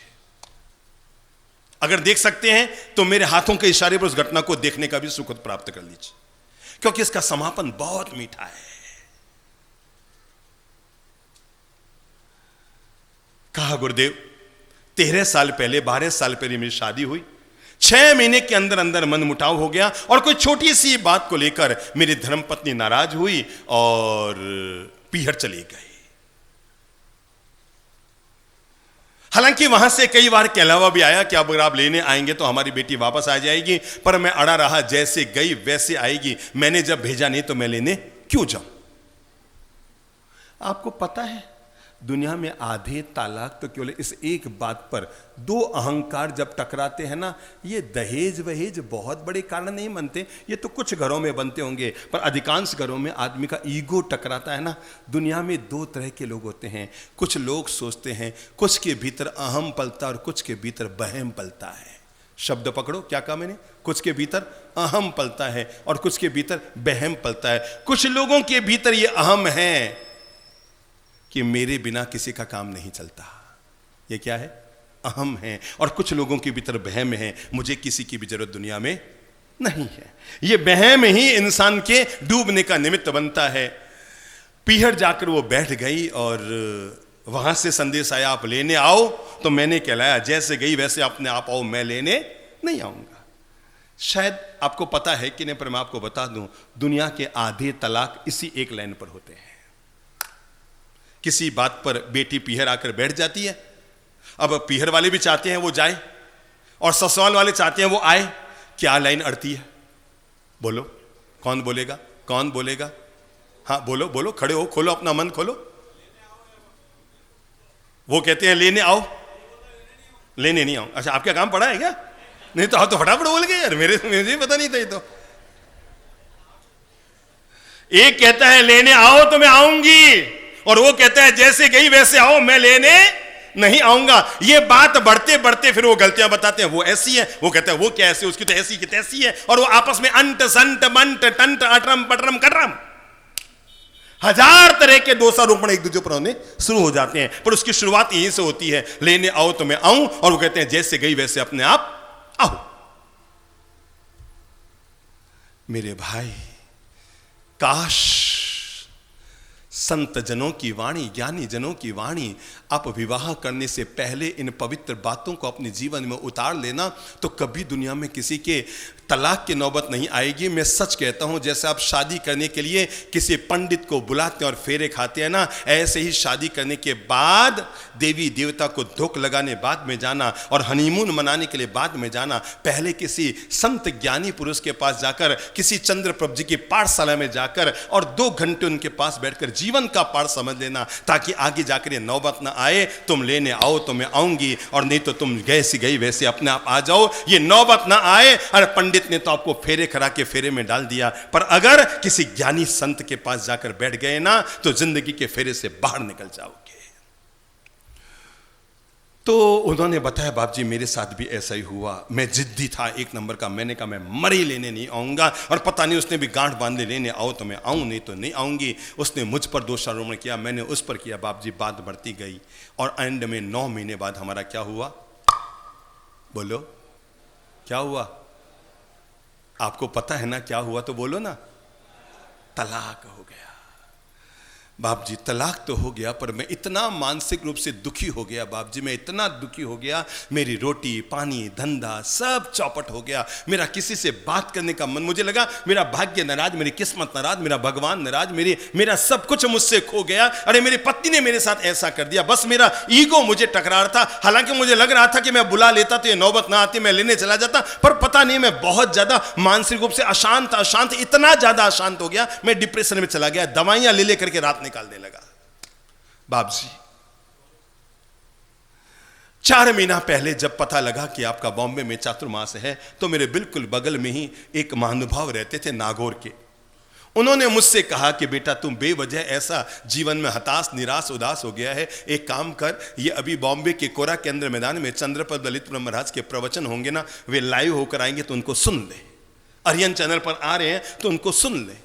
पता नहीं बाप जी उनकी बात मेरे घर लग गई। मैं बहुत मानसिक असंतुष्ट और संताप से घिरा हुआ था। मैंने आपके प्रवचन सुनने शुरू किए और मैंने फिर YouTube पर भी आपके सैकड़ों प्रवचन सुने, और उन प्रवचनों को सुनते सुनते मुझे लगा मैं ही गलत था, वो गलत नहीं थी। बाप जी अभी दिवाली से कुछ दिन पहले मेरे मन में भाव हुआ कि मैं अपनी तलाकशुदा पत्नी का एक बार पता करूं, वो कहां है, मैं बात करूं। मेरे पास उसके नंबर नहीं, क्योंकि 9 साल बीत गए इस बात को। अब 9 साल में वो कहां गई, मैं कहां गया, मुझे ये भी पता नहीं उसका विवाह हो गया कि नहीं हो गया। कहां से नंबर लूं गुरुदेव? मेरे पास उसके एक सहेली का एड्रेस था, मैंने उसको एक पत्र डाला और लिखा कि मुझे कुछ भी काम नहीं है, केवल आधा मिनट बात करनी है, अगर तेरे पास नंबर हो तो उसके नंबर तो मुझे इस नंबर पे बता दे। वो सहेली थोड़ी पॉजिटिव महिला थी, उसने मुझे वो नंबर उसके दे दिए। बाप जी मैंने फ़ोन लगाया, उनको नंबर डायल किया मोबाइल से। मैंने जैसे ही फ़ोन लगाया उसने पूछा हाँ बोलिए कौन बोल रहे हैं। मैंने कहा मैं गुवाहाटी से। मैंने जैसे ही गोहा बोला कि वो समझ गई कि मैं कौन हूं, और उसने मुझे कहा हाँ बोलिए क्या बात है। मैं 1 सेकंड तो चौंका। मैंने कहा कुछ नहीं, बस मैं अभी 3-4 महीने से रोज चंद्रप्रभ ललितप्रभ महाराज के प्रवचन सुन रहा हूं, और पता नहीं सुनते सुनते मुझे लगा कि मैंने कोई काम से फ़ोन नहीं किया है, केवल सॉरी और मिच्छाम दुक्कड़म कहने के लिए फ़ोन किया है। आज मुझे एहसास हो गया तू सही थी, मैं ही गलत था। आई एम सॉरी, मैं तुमसे क्षमा मांगता हूँ। तू जहाँ है वहाँ खुश रहे, मैं जहाँ हूँ वहाँ खुश हूँ, बस अपन दोनों अपने मन को हल्का कर लेते हैं। आई एम सॉरी, गलती मेरी थी, आज मैं स्वीकार करता हूँ। फ़ोन यही नहीं कटा, उधर से फफकते हुए आवाज आई उस लड़की की। उसने कहा भगवान की सौगंध। अब सुनना बात को। उसने कहा भगवान की सौगंध, अगर आज आपका फोन न आता तो मैंने भी आपके नंबर खुजवा लिए हैं, और 4 दिन में मेरा फोन आपको आने वाला था। सच्चाई तो यह है जिनको आप वहां पर टीवी में सुन रहे हैं, उनको मैं मुंबई में बोरीवली में रोज सुन रही हूं। जिनको आप वहां टीवी में सुन रहे हैं, उन संतों को मैं यहां कोरा केंद्र मैदान में रोज सुन रही हूं। और सुनते सुनते मुझे एहसास हुआ गलती मेरी थी, आपकी नहीं थी। मैं ही जिद पर अड़ गई और गुस्से में आकर पीहर चली गई। अगर मैं वापस आ जाती तो ये नौबत अपनी नहीं आती। बाप जी बस मैं आपको थैंक यू कहने आया हूं कि मेरा मन बहुत हल्का हो गया है। मैं 9-10 साल से बहुत अशांत और दुखी था, मेरा मन हल्का हो गया बाप जी, मेरा मन हल्का हो गया है। बस अब मैं उससे आधा घंटा मिलूंगा और मैं वापस गुवाहाटी दोपहर की फ्लाइट से जा रहा हूं। बात खत्म हो गई। नवंबर के एंड में हमारा मुंबई से विहार हुआ जोधपुर संबोधि धाम के लिए। रास्ते में हम सूरत और बड़ौदा इन सब महानगरों में प्रवचन करते हुए आए हम अहमदाबाद। अहमदाबाद के सरदार वल्लभ पटेल स्टेडियम में हमारी प्रवचनमाला थी। वहां के संघ समाज ने 9 दिन की प्रवचनमाला सरदार वल्लभ भाई पटेल स्टेडियम में आयोजित की। प्रवचनमाला का 6ठा या 7वां दिन था। हम गुरुजन जैसे ही प्रवचन पूरा करके मंच से उतर रहे थे कि एक युवक ने मुझसे पूछा बाप जी मुझे पहचाना? मैं 1 सेकंड में मैंने आंख ऊपर की। मैंने कहा हाँ हाँ हाँ थोड़ा भाई साहब मुझे नाम तो नहीं मालूम पर थोड़ा पहचाना कि बाप जी मैं वो गुवाहाटी जैसी का। मैं हाँ पहचान गया भैया, मैं पहचान गया। आप अभी तो आए थे मुंबई में मुझसे मिलने के लिए। वो क्या होता है लोग जब भी मिलने आते हैं ना पहला प्रश्न ही पूछते हैं बाप जी मैंने पहचानियो। अब बताओ अभी मैं कहीं जवाब दूं? बता अभी संजय बाबू कहीं जवाब दूं? बाप जी महाराज कहता मैं तने पहचान वाला आया खुद में। इन्होंने जवाब सुनो। ओके बाप जी महाराज, जो हमारे पिताजी महाराज थे ना, वो तो कहते थे मैंने थन्ने पहचाना वास्ते महाराज बनी हूँ कि आत्मा ने पहचाना वास्ते महाराज बनी हूँ, पर मैं इतना नहीं बोलूँगा। वो तो बाप जी थे ना, मैं तो अभी भी बेटा जी हूँ। तो अब लोगों का पहला ही प्रश्न रहता है, बाप जी हमने पहचानी, अब कहीं जवाब दूँ? हाँ क्यों तो झूठ बोलियो, ना क्यों तो अल्लाह बाप जी हमने भूल गया हूँ, आपने मैदान में प्रवचन सुनने आयो तो नहीं, अब लाले लारे आने बैठी हूँ थाने क्या पहचान हूँ बता। तो आते ही उसने कहा बाप जी मुझे पहचाना। मैंने कहा हाँ भैया पहचान गए। कमर सीधी करो तो जीवन का इससे प्यारा वक्त, इससे ज्यादा मीठा पल, इससे मीठा समापन और इससे माधुर्य भरा प्रवचन का कोई परिणाम दुनिया में नहीं हो सकता कि जब हम नीचे उतरे तो उस युवक ने अपने पास में खड़ी हुई एक महिला जिसका सिर ढका हुआ था, उसने भी कहा बाप जी मत्थिन वंदामी, हमें लग तो गया इसने शायद विवाह कर लिया। मैंने कहा कोई मिल गई होगी। तो उसने बताया बाप जी। मैंने कहा ये कौन है? तो उसने कहा बाप जी आपके प्रवचन का चमत्कार है, 9 साल पहले जिससे तलाक हुआ था, इस मधुर वचनों ने उसी से मिठास घोला है और मैंने दोबारा इनसे विवाह कर लिया है। मेरे भाई जिंदगी भर के लिए कहना चाहता हूं, अगर मन को धो लिया तो समझो पूरी दुनिया अपने आप धुल गई। चातुर्मास में जो करणीय प्रमुख कर्तव्य है उसमें पहला मैंने पाठ पढ़ाया, क्या समझ में आ गई? फिर से कान पकड़ लो और मुंह से बोल लो, आंख बंद करके। जिसके प्रति भी मन में लेश मात्र भी, नाखून जितना भी, बाल जितना भी, अगर कहीं कोई क्लेश और द्वेष का भाव है तो आई एम सॉरी बोल लो, आई एम सॉरी बोल लो। बिल्कुल मन को हल्का कर लेना और बाहर जाके वे 3 फोन जरूर लगा देना जिनको आपने सॉरी बोला है। I am sorry. पहली बार जीवन में आपका चातुर्मास आपके जीवन में मिठास घोल देगा और बिना चढ़ावा लिए आपकी आत्मा भावनाओं की उच्च श्रेणी में चढ़ जाएगी। ज्ञानी जनों ने चातुर्मास में जो करणीय खास खास बातें कही है, उनमें पहली बात मैंने कही 4 महीने तक 5 महीने तक संकल्प लो, मैं किसी से बोल चाल बंद नहीं करूंगा, टेढ़ा नहीं बोलूंगा, अपशब्द नहीं बोलूंगा, गलत भाषा का इस्तेमाल नहीं करूंगा। अगर आप कर सकते हैं तो दूसरा काम जरूर करना, और वह है मैं इन 5 महीनों में धर्म में प्रवृत्ति कर रहे हैं ना। मैंने कहा ना 8 महीने तक सफलता का जीवन जिया, अब कौन सा जीवन जीना है 5 महीने तक? बोलो बोलो, जोर से बोलो, जोर से बोलो, जोर से बोलो। हंसराज जी मुंह चुप क्यों है? जोर से बोलो, क्या करना है? सार्थकता का जीवन जीना है। सफलता के लिए 8 महीने थे, ये 5 महीने सार्थकता के हैं और सार्थकता के दिन बिताने के लिए अगला कदम हम उठा रहे हैं, और वह है मैं इस 5 महीने में प्रभु दर्शन, ईश्वर की आराधना, प्रभु की प्रार्थना करने के लिए अपने अंतर्मन को जरूर समर्पित करूंगा, क्योंकि प्रार्थना हमें मन की शांति देती है, प्रार्थना हमारे जीवन का उद्धार करती है, प्रार्थना हमारे जीवन का वो पासवर्ड है जिससे हम जीवन के हर किसी चीज को पाने में सफल हो जाते हैं। मैं आपको कैसे बताऊं? अरे ये प्रार्थना गजब की ताकत रखती है, दुनिया में इससे ज्यादा शक्तिशाली चीज कोई हो ही नहीं सकती। अरे रॉकेट की क्या गति होती है, फिर भी उसको पहुंचने में घंटों लग जाते हैं, प्रार्थना की गति तो इतनी तेज होती है। हृदय से होठ तक आए, कितना दूरी है? इंच देखो तो, लगाओ हाथ। हृदय से होठ कितना दूर है आपका अंदाजन? हृदय यहां है, लगाओ। अब होठ कितना दूर है?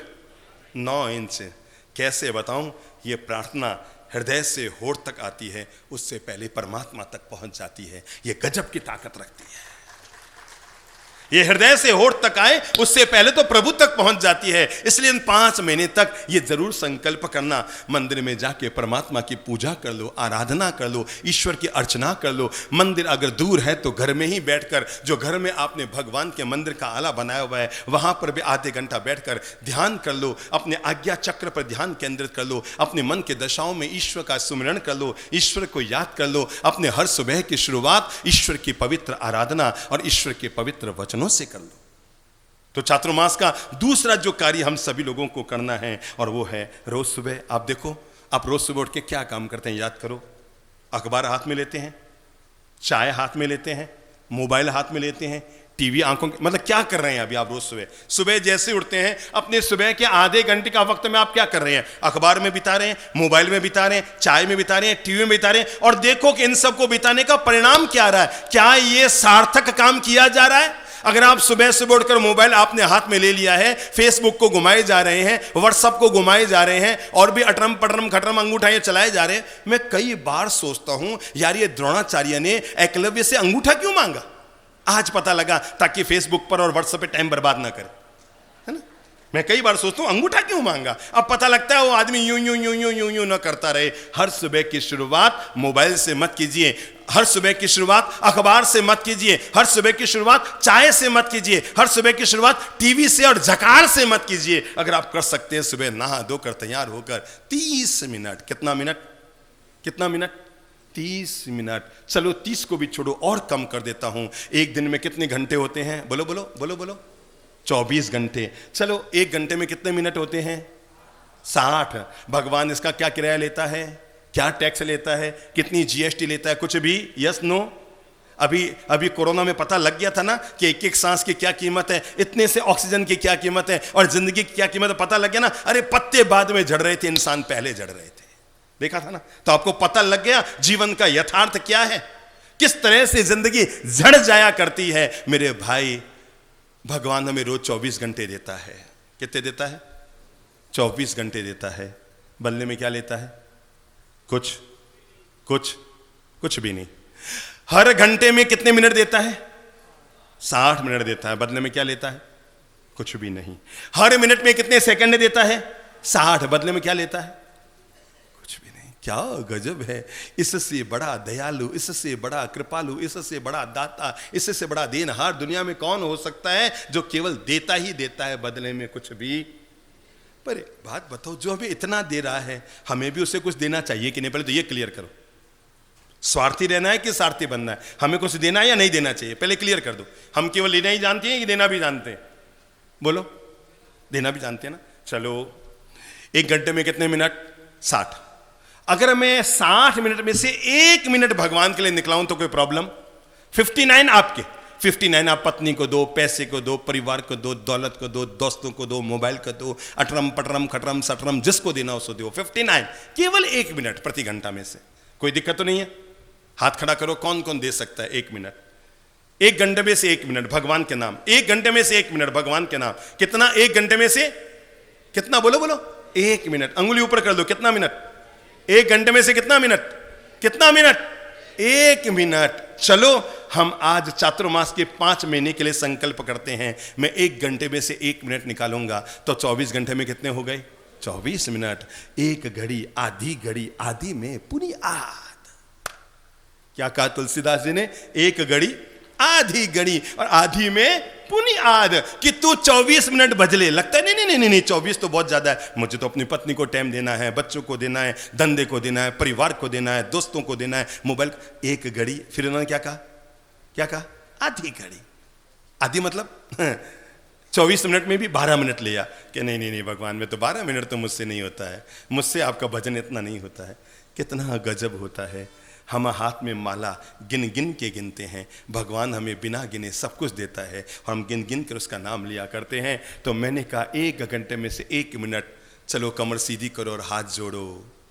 चातुर्मास का श्री गणेश कर रहे हैं ना, तो दूसरा संकल्प अपने आप के लिए ले रहे हैं। मैं 1 घंटे में से 1 मिनट, 60 मिनट में से 1 मिनट भगवान किसके लिए?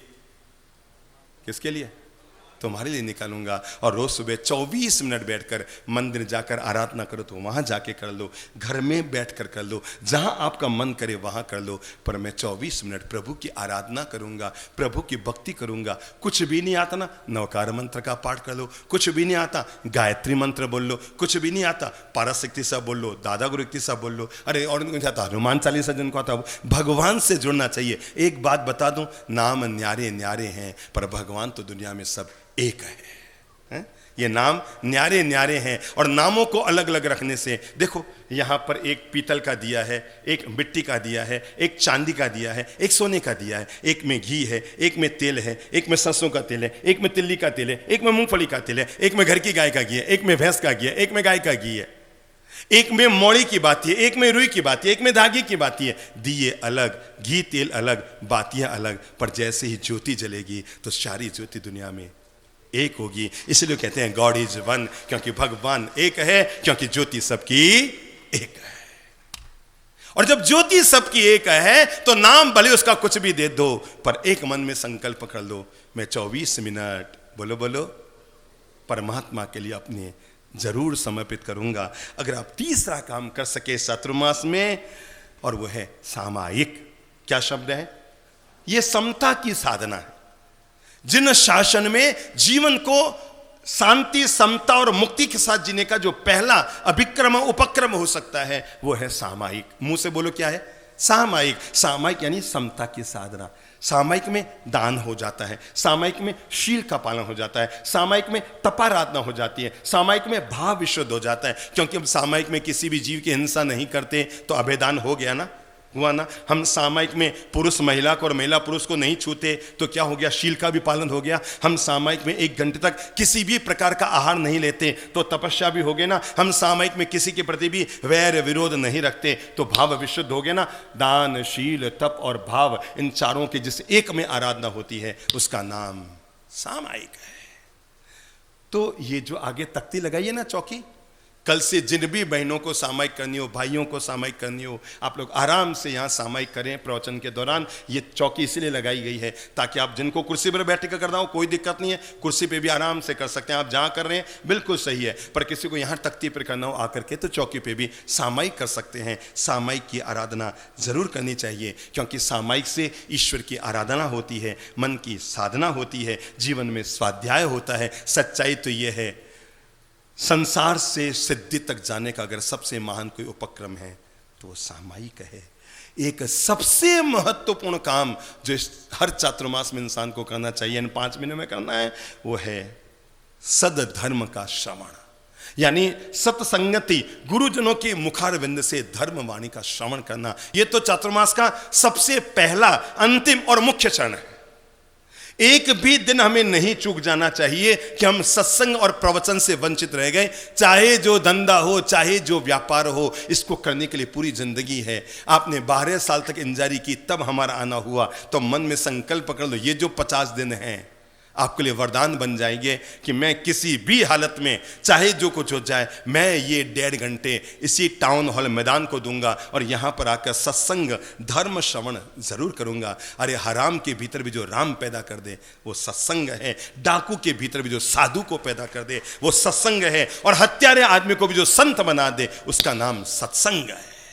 ये सत्संग का परिणाम है कि चंड कौशिक जैसा सांप भी शांत हो जाता है। यह सत्संग का परिणाम है। अर्जुन माली जैसा हत्यारा भी संत बन जाता है। यह सत्संग का परिणाम है कि अंगुली मार जैसा भयंकर डाकू भी संत बन जाता है। अरे ये सत्संग का परिणाम है। दुनिया भर को लूटने वाला वाल्मीकि महान संत बनकर रामायण का रचयिता बन जाता है। यह सत्संग का परिणाम है।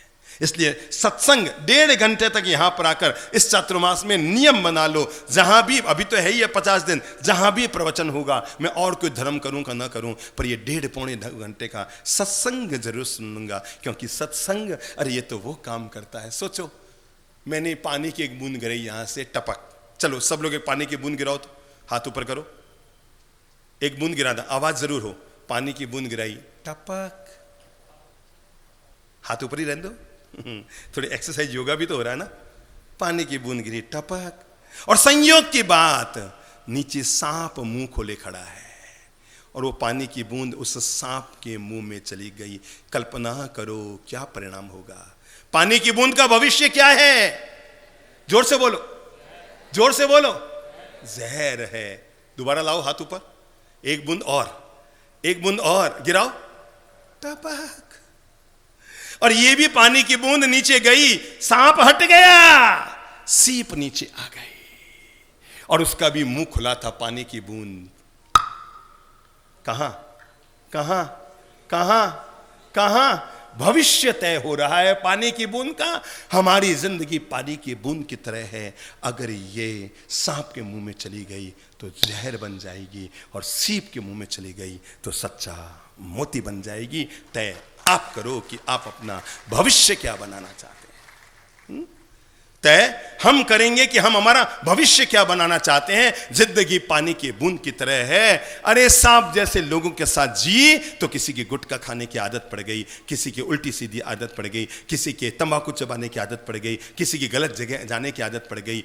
गलत लोगों के सोहबत में रही तो चमत्कार देखना। ये 50 दिन आपकी जिंदगी में क्या चमत्कार लेकर आते हैं कि जब आप 50 दिन, अब रोज, कल से पूरे 50 दिन है प्रवचन के, कितने इस मैदान में पूरे 50 दिन, 4 दिन पूरे हो गए, 50 दिन और बाकी है। ये 50 दिन क्या चमत्कार करेंगे। मैं दावा करता हूं अगर इन 50 दिनों में आपकी जिंदगी की पानी की बूंद सच्चा मोती ना बन जाए तो मुझसे कहना, मुझसे कहना।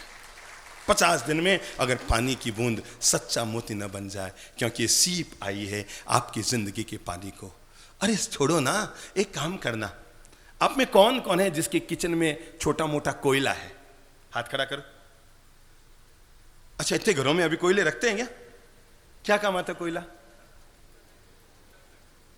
धुंगारने में काम आता है अब तो ना, है क्या? भुट्टा सेकने में। ओ, ऐसे बता रहे हैं जैसे हमें खिलाई दिया आप लोगों ने, खिलाया पिलाया तो नहीं और नाम सुना दिया भुट्टा। ठीक है, तो मतलब क्या भुट्टा सेकने में आप काम लेते हैं? एक काम करना, आज मैं नया काम करा रहा हूं और आपको पता लग जाएगा जिंदगी में सत्संग इंसान को क्यों करना चाहिए और अच्छे प्रवचन आदमी को क्यों सुनने चाहिए।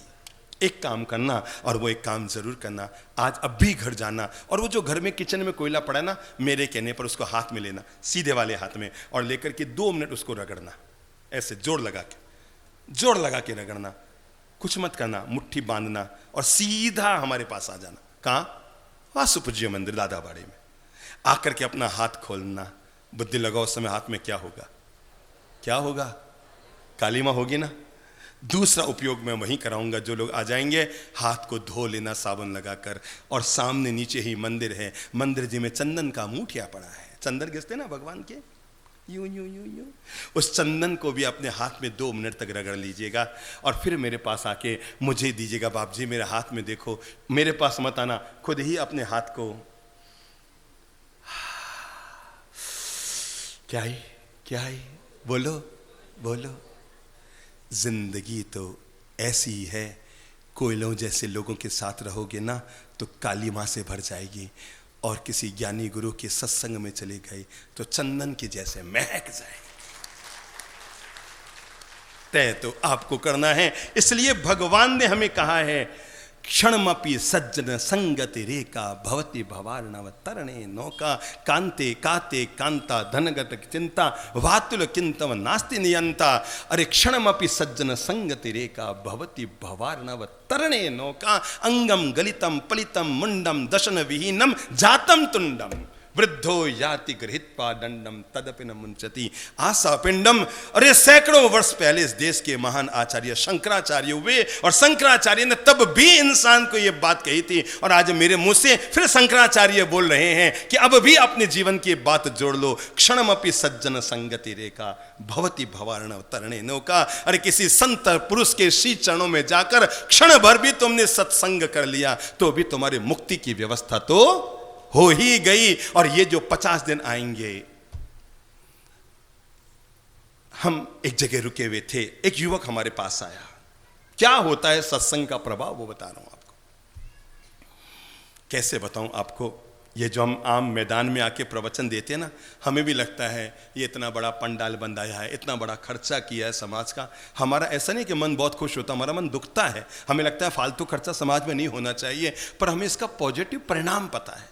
आपको पता है, इन मैदानों में बोल बोलकर हमने अब तक हजारों लाखों लोगों को तो नॉनवेज छुड़वाया है, लाखों लोगों को। अभी हम जब दक्षिण भारत की यात्रा पर गए थे, लाखों लाख लोगों ने इन सत्संग प्रवचनों में आकर शराब पीना और क्या नाम नॉनवेज खाना, और तो और छोड़ो, गुटखे खाना तो पता ही नहीं है, व्यसन मुक्त जीवन जीने का। दादा गुरुदेव ने परम कृपा से तब जो काम किया था ना, गांव गांव नगर नगर जाकर व्यक्ति को व्यसन मुक्त जीवन जीने का मार्ग दिया था, हमने उसी काम को फिर से आगे बढ़ाने की कोशिश की और इस मैदानों में बोलकर लोगों को एक निर्मल जीवन का मालिक बनाते हैं। और हजारों लोगों की जिंदगी में आप देखना, जब हम उदयपुर छोड़ेंगे ना, इस शहर में हजारों लोग मिल जाएंगे जो कहेंगे भैया मैं पहले तो खाता था अब नहीं खाता हूं, पहले खाता था अब नहीं खाता हूं, पहले तो क्या पीता था पर अब पहले पीता था, अब पिता हूं। क्या हो गया? अब बच्चों का पिता हूं, पहले तो पीता भी था। आया युवक और आकर कहने लगा, महाराज आप बेवजह फालतू की मेहनत करते हो, बेवजह जाकर प्रवचनों में बोलते हो, चिल्लाते हो, 2-2 घंटे तक मेहनत करते हो, लोग सुधरने वाले? किसने बोला नहीं है?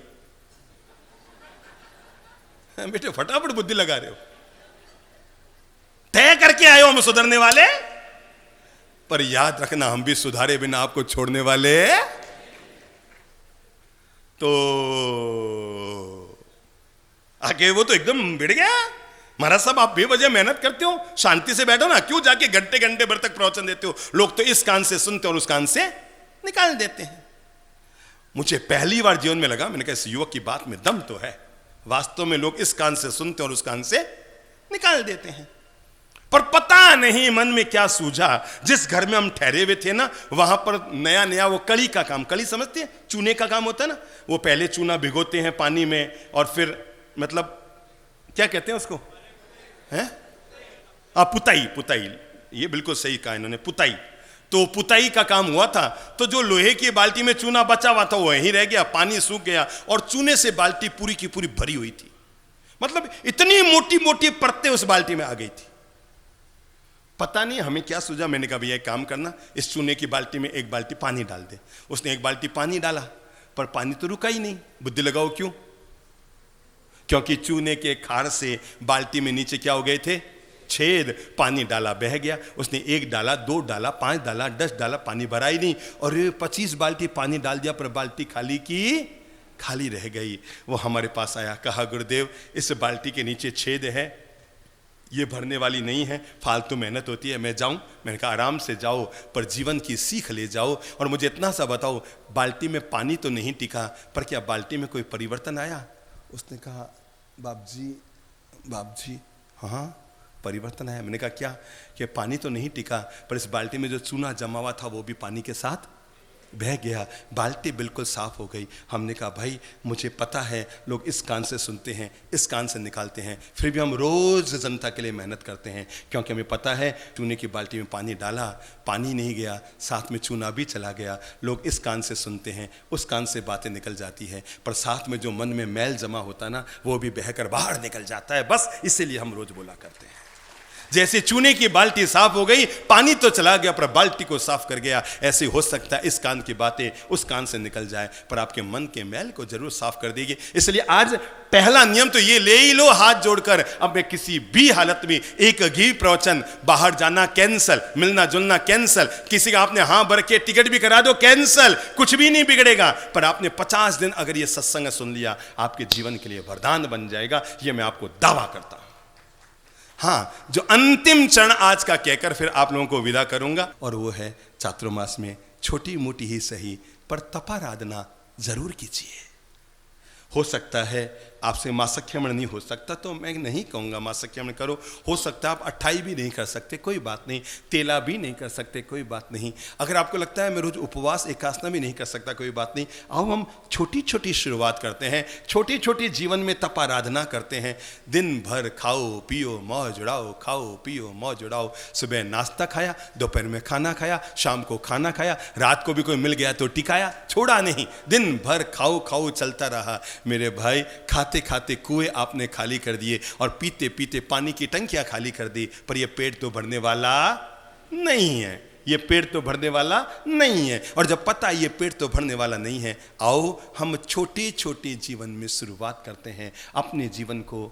देखो भाई, धन्य है वे लोग, प्रणाम करो ऐसे संतों को। ऐसे ऐसे संत हैं जिन्होंने 180 उपवास किए हैं, ऐसे ऐसे संत हैं जिन्होंने 190 उपवास किए हैं। अभी अभी छत्तीसगढ़ में एक संत महाराज विचर रहे हैं, विराग मुनि जी उनका नाम है, उनके शायद 170 उपवास के करीब आ रहे हैं ना, है ना, 170 उपवास। कितने? अपन तो एक चाय नाश्ते में थोड़ी सी देरी हो जाए तो हाय हाय मच जाती है, अंदर में ऊंदरे कूदने लग जाते हैं, पता नहीं वो क्या क्या होने लग जाता है भीतर।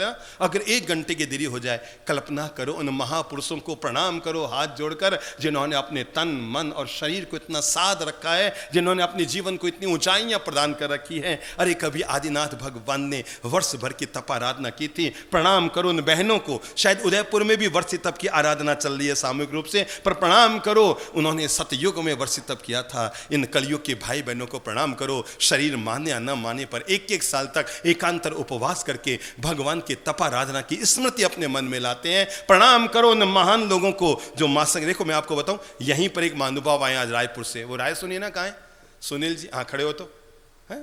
हम जब अभी रायपुर में थे ना, तो इन्होंने पता है ये रायपुर से पधारे हैं, बड़ा गौरव में परिवार है वहां का। एक दिन मेरे पास आए सुबह सुबह आके का, बाप जी 31 उपवास के पचखान दिलाओ। क्या दिलाओ? मैंने कहा भाई 1 कर लो, 3 कर लो, 8, नहीं 31 के पचखान दिलाओ एक साथ। मैंने कहा भाई मैं ऐसे कैसे हाँ बनूं, आपकी धर्मपत्नियां किसी को आप लेकर आओ, मैं जानूं ना पहचानूं। नहीं गुरुदेव आप तो बस मुझे 31 उपवास के पचखान दिलाओ। इन्होंने 31 उपवास के एक साथ पचखान लिए, और जब हम इनके घर पर पारणा कराने गए तो ये 5 किलोमीटर हमारे साथ में पैदल चल के गए। अब देखो ये कल आए हैं, कल दोपहर की फ्लाइट से उतरे होंगे, और उतरने के बाद एक ही जिद, और वो ये है कल सुबह मुझे 51 उपवास के एक साथ पचखान दिला दो। कितने? बाप जी ने मना कर दिया कि नहीं दिलाने का, थोड़ा थोड़ा संकल्प करके आगे बढ़ते जाओ। तो कहते हैं मैं इसीलिए पत्नी को साथ लेकर आया, मुझे पता था कि आप ना कुछ करेंगे तो मेरी पत्नी भी आपको हाँ भरेगी कि आप मुझे 51 उपवास। आत्मबल है, मन मजबूत बल है। मैं कहता हूँ उपवास करना। सिट डाउन प्लीज, ताली बजा लो, है अभिनंदन कर लो। कल से ये उदयपुर से ही अपने 51 उपवास की शुरुआत करेंगे। मैं बात आपको कह रहा था छोटे छोटे संकल्प। चलो हम इस 5 महीने के लिए छोटा सा संकल्प लेते हैं। अगर आप हमारी बातों पे भरोसा करते हैं तो मैं एक बहुत स्वास्थ्य लाभ से जुड़ा हुआ कदम आपको बढ़ा रहा हूं। जिंदगी में अस्पताल जाना नहीं पड़ेगा, बीमार पड़ना नहीं पड़ेगा, डॉक्टर को दिखाना नहीं पड़ेगा, दवाई खानी नहीं पड़ेगी, बीपी चेक कराना नहीं पड़ेगा, अपना ब्लड जांच कराना नहीं पड़ेगा। और एक छोटा सा नियम ले लेते हैं, 5 महीने के लिए आप करके देखो, लगे इसके बहुत सुखद परिणाम आए। आपका पेट अच्छा हो जाएगा, शरीर तंदुरुस्त हो जाएगा, हाल ढाल में चाल चलन में फिर से यौवन उभर कर आ जाएगा, शरीर में तंदुरुस्ती आ जाएगी। आपको लगेगा जैसे बुढ़ापा और प्रौढ़ अवस्था खिसक गई है, जवानी वापस लौट कर आ रही है। और वो है 5 महीने के लिए अपन आज से संकल्प करें, मैं दिन भर खाऊंगा, जो जचे सो खाओ, पर सूर्यास्त के बाद भोजन नहीं करूंगा। ठीक है ना? बहुत बड़ी तपस्या तो नहीं है ना। आप दिन भर खाओ ना, मलाई खाओ, रबड़ी खाओ, बादाम का हलवा खाओ, गुलाब जामुन खाओ, कचौड़ी खाओ, पकौड़ी खाओ, बाजरे के सोगरे खाओ, और वो भुट्टे सेक सेक के खाओ, जो इच्छा हो सो खाओ। पत्नी का माथा मत खाओ, बाकी जो इच्छा हो सो खाओ। वो बेचारे तंग आ गए उसके खाने से आपके, तो इसको तो छोड़ देना 5 महीने के लिए। पर एक छोटा सा संकल्प मैं आपको कैसे बताऊं। अगर एक छोटा सा नियम आपने पाल लिया कि मैं सूर्यास्त के बाद खाना नहीं खाऊंगा, तो 2 दिन में अगर आपने रात को नहीं खाया तो 2 दिन मिलकर कितने हो गए? 2 रात मिलकर कितनी हो गई? 24 घंटा 1 दिन हो गया। और आपने साल भर ऐसा नहीं खाया तो 6 महीने उपवास करने का पुण्य आपको प्राप्त हो गया। अगर आपने 5 महीने तक रात्रि भोजन नहीं किया तो 2.5 महीने तक उपवास करने का फाइनल मैं भगवान की ओर से लिखा पढ़ी करके आपको दे रहा हूं। अगर आपने आज चतुर्दशी से संकल्प लिया कि जब तक चातुर्मास की कार्तिक पूर्णिमा नहीं आएगी और हम यहां से अपन चौमास जब पूरा होगा उसके बाद केशरियानाथ दादा के दर्शन करने के लिए एक बड़ा पदयात्रा संघ लेकर अपन यहां से वहां जाएंगे। क्या नाम? केशरियानाथ जी की तीर्थ यात्रा करने के लिए, गज मंदिर के दर्शन करने के लिए अपन वहां जाएंगे। तब तक के लिए संकल्प रखो, उसके बाद भी पाल लेना कि मैं तब तक रात्रि भोजन नहीं करूंगा। 5 महीने के लिए संकल्प। खाना भी खाना है, दिन भर खाना है, इच्छा हो सो खाना है, पेट भर के खाना है, पर सूर्यास्त के बाद थाली में बैठ के भोजन नहीं करूंगा, खाना नहीं खाऊंगा। अब एक बार अपने मन को टटोलो तो आप में कौन कौन है जो आज संकल्प कर सकते हैं कि मैं 5 महीने उपवास करूंगा? नहीं, पहले अभी मैं कहूँ जो कौन है जो 5 महीने उपवास का संकल्प कर सकते हैं? 5 महीना पूरा उपवास करने का? नहीं ना। 4 महीने का कोई है जो 4 महीना रोज उपवास करने का? नहीं ना। 3 महीना? नहीं ना। 2 महीना? नहीं ना। 2 महीना उपवास करेंगे माता जी? सच्ची? ठीक है, पर अपन सबका तो नहीं है ना। नहीं है ना। अपनी ये भी आज ताकत है क्या कि मैं 3 उपवास करने का संकल्प लेता हूं? नहीं है ना, अभी ताकत नहीं है ना। अपनी छोटी सी ताकत तो ये है ही है। चलो अपने अंतर मन को तैयार करो, अपने अंतर मन को इस बात के लिए प्रेरित करो कि मैं संकल्पबद्ध होता हूं अपने आप के लिए। गुरुजनों के श्री चरणों में अपनी ओर से पहला श्रद्धा भरा संकल्प समर्पित करता हूं कि मैं इन 5 महीनों तक आप चाहे किसी भी जाति पंथ परंपरा के हो, मैं आपको बता दूं, दुनिया में कई ऐसे लोग हैं जो रात्रि भोजन नहीं करते। उसके लिए जन्मजात जैन होना जरूरी नहीं है। मैं आपको फिर बता दूं, ये नियम तो भले हिंदू मुस्लिम सिख ईसाई सबको सीधा करे लोग, कोई भी पालो ना, कहां दिक्कत है।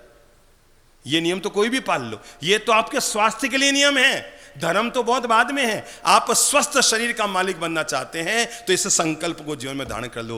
मैं सूर्यास्त के बाद भोजन नहीं करूंगा, आपको पानी पीने का भी समय मिलेगा, खाया हुआ भोजन हजम करने का भी समय मिलेगा, डकारे आओ और भी अटरम पटरम जो होता है वो सब भी सब पे कंट्रोल हो जाएगा।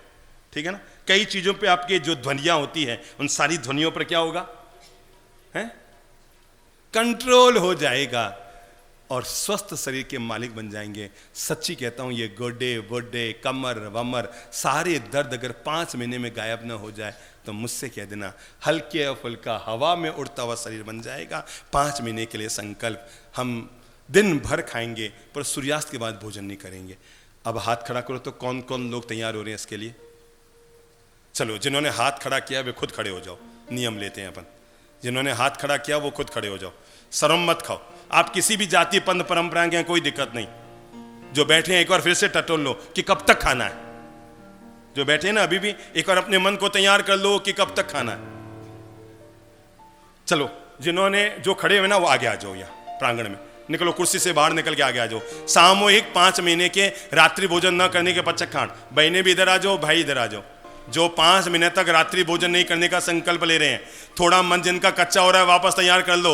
जो बैठे हैं सोचो, बैठे के बैठे नहीं रह जाओ, ठीक है ना। अपने मन को फिर से तैयार कर लो, ठीक है ना। चलो आगे आओ, सब आगे आओ, सब आगे आओ। ये एक सामूहिक संकल्प हो रहा है, हजारों लोग एक साथ।